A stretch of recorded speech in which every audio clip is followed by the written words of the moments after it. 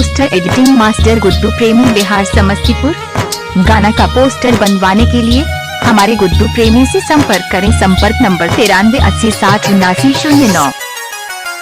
आंसू छुपा रहा हूँ तुमसे, दर्द बताना नहीं आता।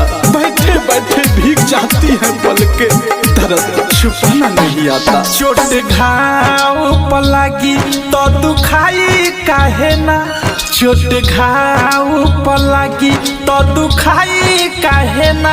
भगवान जी हो जब दिल तू बनवला तो दवाई काहे ना, जब तो दवाई काहे ना।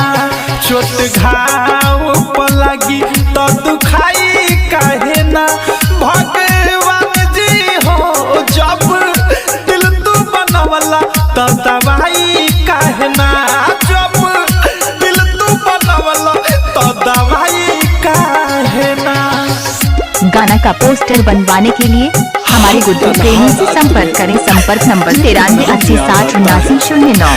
कभी सुबह कभी शाम याद आता है, जब सोचते हैं कर ले दोबारा मोहब्बत। फिर पहली मोहब्बत का अंजाम याद आता है। प्यार में धोखा जदी मिले लगी से, बहाना दवाई दर्द मिटाई लोग कैसे।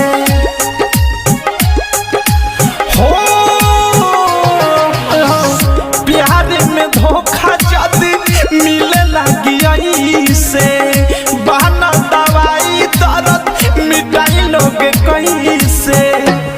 जेकरा खातिर तनी परछाई थाहे ना, जेकरा खातिर तनी परछाई थाहे ना।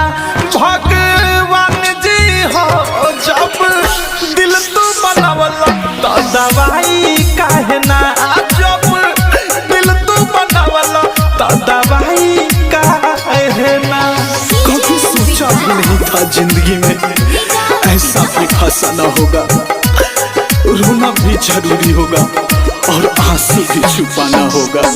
खोजलो पर मिलत नहीं खे कहीं दवा खाना में, मन नहीं करे थारू जिए के ये जमाना में।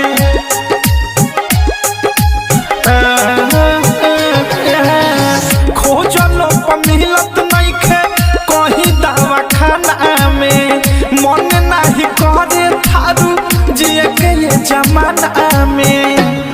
अवध से अनुराग मिसाइल पछताई काहे ना, अवध से अनुराग मिसाइल पछताई काहे ना।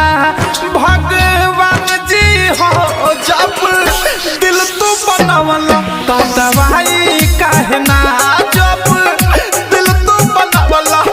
दवाई काहे ना। चोट घाव पर लगी तो दुखाई काहे ना।